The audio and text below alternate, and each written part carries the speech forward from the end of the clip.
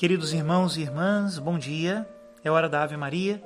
Hoje rezaremos pela última vez neste tempo da Páscoa, o Rainha do Céu. Em nome do Pai, do Filho e do Espírito Santo. Amém.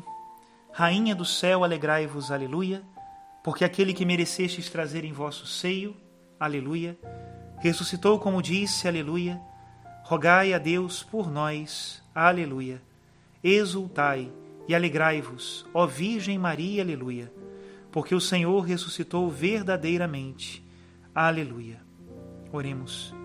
Ó Deus, que vos dignastes alegrar o mundo com a ressurreição do vosso Filho, nosso Senhor Jesus Cristo, concedei-nos, vos suplicamos, a graça de alcançarmos, pela proteção da Virgem Maria, sua mãe, as alegrias da vida eterna. Pelo mesmo Cristo nosso Senhor. Amém. Glória ao Pai, e ao Filho, e ao Espírito Santo. Amém. Em nome do Pai, do Filho e do Espírito Santo. Amém. Quero compartilhar com vocês, neste domingo de Pentecostes, uma homilia do Papa Francisco, desta mesma solenidade do ano passado. Escutemos. Virá o Paráclito que eu vos hei de enviar da parte do Pai. Com estas palavras, Jesus promete aos discípulos o Espírito Santo, o dom supremo, o dom dos dons. E fala do Espírito usando uma palavra particular, misteriosa, Paráclito. Debrucemo-nos hoje sobre esta palavra, que não é fácil de traduzir, pois encerra vários significados. Substancialmente, Paráclito significa duas coisas: consolador e advogado. O Paráclito é o consolador. Todos nós, especialmente em momentos difíceis como este que estamos atravessando por causa da pandemia, procuramos consolações. Muitas vezes, porém, recorremos só a consolações terrenas, que depressa se extinguem. São consolações momentâneas.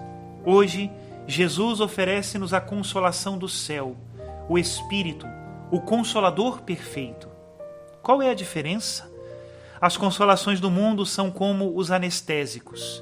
Oferecem um alívio momentâneo, mas não curam o mal profundo que temos dentro.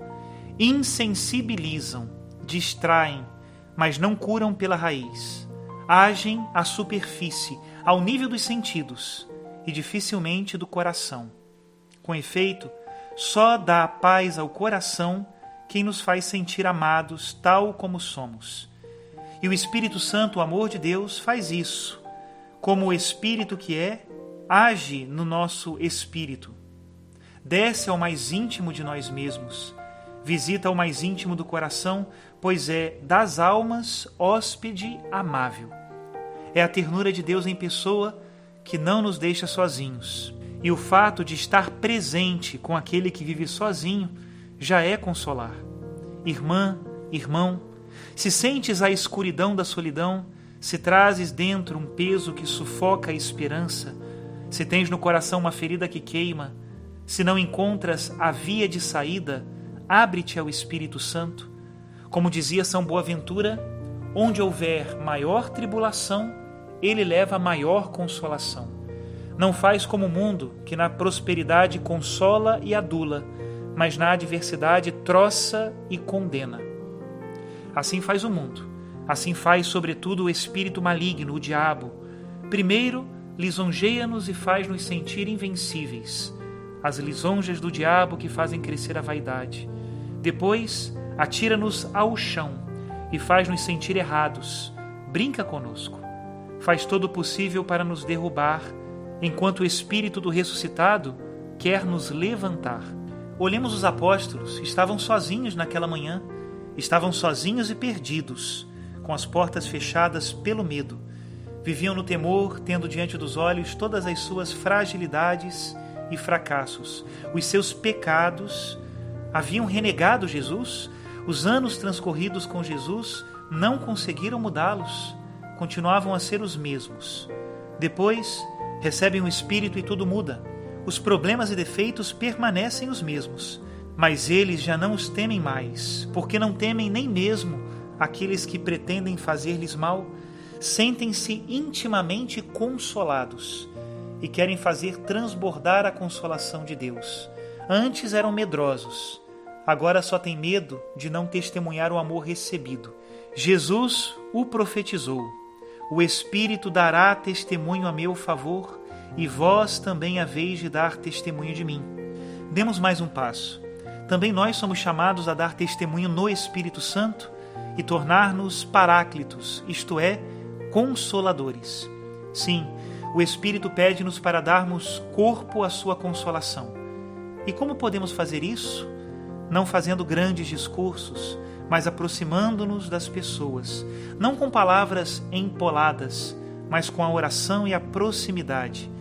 Recordemos que a proximidade, a compaixão e a ternura são o estilo de Deus, sempre.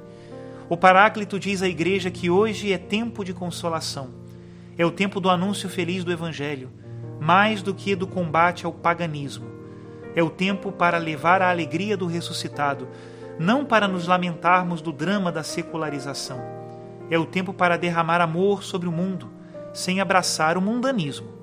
É tempo para testemunhar a misericórdia, mais do que para inculcar regras e normas.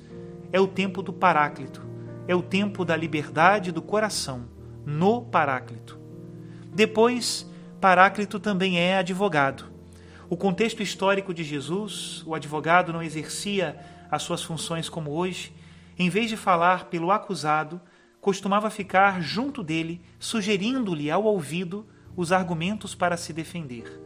Assim faz o Paráclito, o Espírito da Verdade, que não nos substitui, mas defende-nos das falsidades do mal, inspirando-nos pensamentos e sentimentos.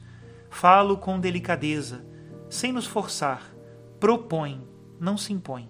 O espírito da falsidade maligno faz o contrário.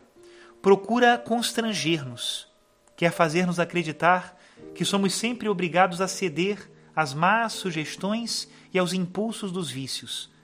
Esforcemo-nos então por acolher 3 sugestões típicas do Paráclito, do nosso advogado. São 3 antídotos basilares contra 3 tentações atualmente tão difusas. O primeiro conselho do Espírito Santo é: vive o presente. No presente, não no passado nem no futuro. O Paráclito afirma o primado do hoje contra a tentação de fazer-se paralisar pelas amarguras e nostalgias do passado ou de focar-se nas incertezas do amanhã e deixar-se obcecar pelos temores do futuro. O Espírito nos lembra a graça do presente. Não há tempo melhor para nós. Agora e aqui, onde estamos, é o único e irrepetível momento para fazer o bem, fazer da vida uma dádiva.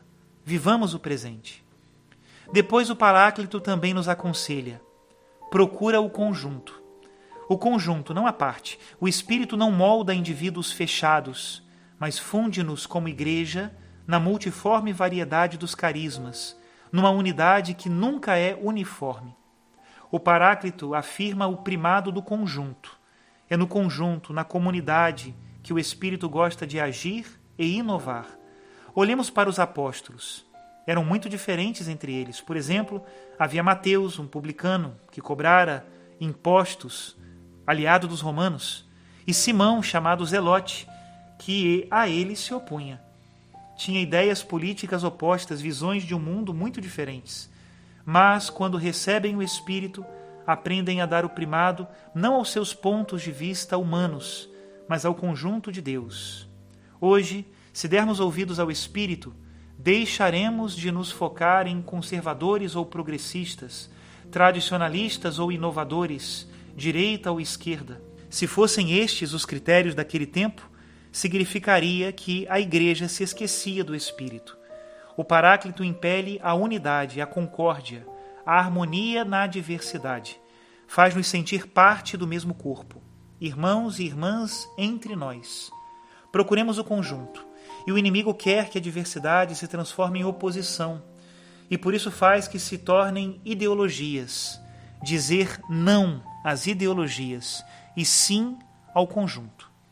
Por fim, o terceiro grande conselho: coloca Deus antes do teu eu. Está aqui o passo decisivo na vida espiritual, que não é uma coleção de méritos e de obras nossas, mas humilde acolhimento de Deus. O Paráclito afirma o primado da graça. só deixaremos espaço ao Senhor se nos esvaziarmos de nós mesmos. Só nos encontramos a nós mesmos se nos entregamos a Ele. Só como pobres em espírito é que nos tornamos ricos de Espírito Santo. Isto vale também para a Igreja. Com as nossas forças não salvamos ninguém, nem sequer a nós mesmos. Se estiverem em primeiro lugar os nossos projetos, as nossas estruturas e os nossos planos de reforma, então decairemos no funcionalismo, no pragmatismo, no horizontalismo e não produziremos fruto. Os ismos são ideologias que dividem, que separam. A Igreja não é uma organização humana. É humana sim, mas não somente uma organização humana. A Igreja é o templo do Espírito Santo.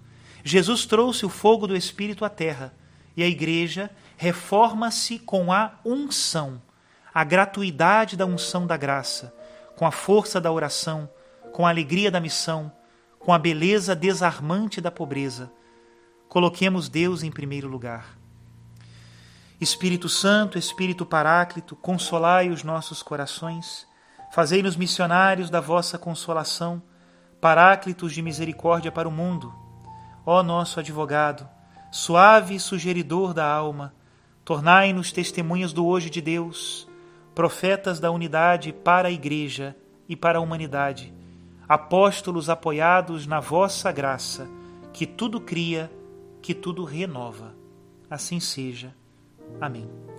Até aqui a citação da homilia do nosso querido Papa Francisco, homilia pronunciada no ano passado.